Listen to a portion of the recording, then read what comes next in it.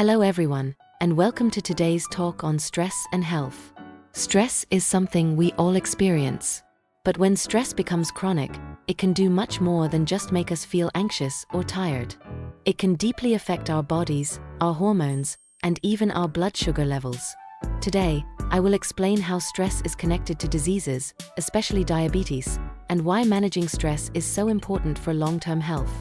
Stress is the body's natural response to any demand or challenge. In short situations, stress can be helpful. It gives us energy and focus. This is often called the fight or flight response.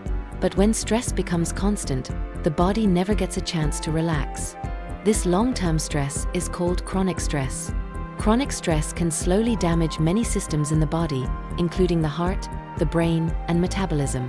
When we feel stress, the brain activates two main systems. The first is the sympathetic nervous system.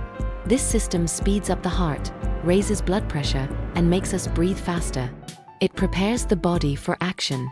The second is the HPA axis, short for hypothalamic pituitary adrenal axis. In simple words, the HPA axis is a communication pathway.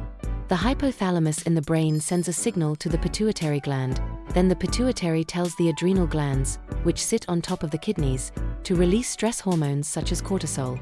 This system acts like a central switchboard for the stress response, making sure the body produces the right hormones at the right time. The HPA axis signals the adrenal glands to release a hormone called cortisol. Cortisol is often called the stress hormone because it rises when we feel pressure. It helps us survive short-term challenges by raising blood sugar and giving energy to the muscles.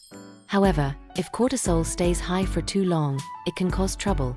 High cortisol makes the body resistant to another hormone called insulin. Insulin is the hormone that helps sugar from food move into our body cells, so it can be used as energy. If the body becomes resistant to insulin, blood sugar stays high, and this increases the risk of type 2 diabetes. For people without diabetes, long periods of stress can increase the risk of developing type 2 diabetes. For people who already have diabetes, stress makes it harder to control blood sugar. Blood glucose may spike unpredictably, and HbA1c levels can rise. HbA1c is a blood test that shows the average blood sugar level over about 3 months.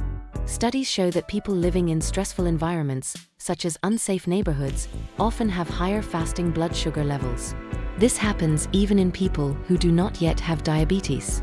So, stress is not just a mental problem. It is a real physical factor in how diabetes develops and progresses. Think about times when you felt very stressed. Maybe you noticed feeling more hungry, craving sugary or fatty foods. Maybe you had trouble sleeping, leading to fatigue. Maybe you had difficulty concentrating or felt more irritable. These are not just feelings. They are signs that stress hormones are influencing your brain and body. Over time, these changes can lead to weight gain, high blood pressure, high cholesterol, and diabetes. Let's go a little deeper. Cortisol, the stress hormone, keeps blood sugar high by telling the liver to release more glucose. Insulin resistance, meaning the body cannot use insulin effectively, makes blood sugar stay elevated. Chronic activation of the HPA axis, which means the stress system is stuck in survival mode, damages the body over time. When combined, these processes create a pathway: stress, high cortisol, insulin resistance, high blood sugar, diabetes complications. This is why doctors say that stress is a hidden risk factor for diabetes. Now, the good news is that stress can be managed. And by reducing stress, we can help protect our health and even improve blood sugar control. Here are some proven methods. Physical activity such as walking, stretching, or yoga reduces stress hormones. Relaxation techniques like deep breathing, meditation, and mindfulness calm the nervous system. Healthy sleep, going to bed at regular times, helps regulate cortisol. Social support, talking to friends or family, lowers stress and improves mental well-being. Time management, organizing tasks, reduces feelings of being overwhelmed. Even small daily practices can lower stress and make a big difference. Stress is not only in the mind. It affects the whole body.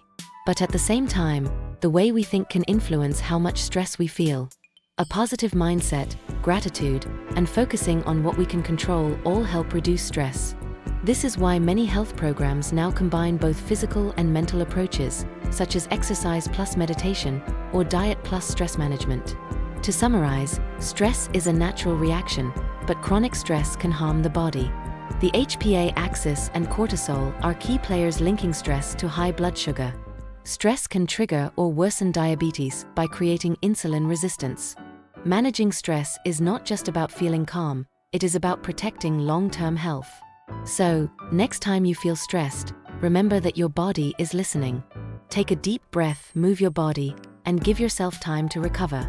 Your health, both mind and body, will thank you. Thank you for joining me today.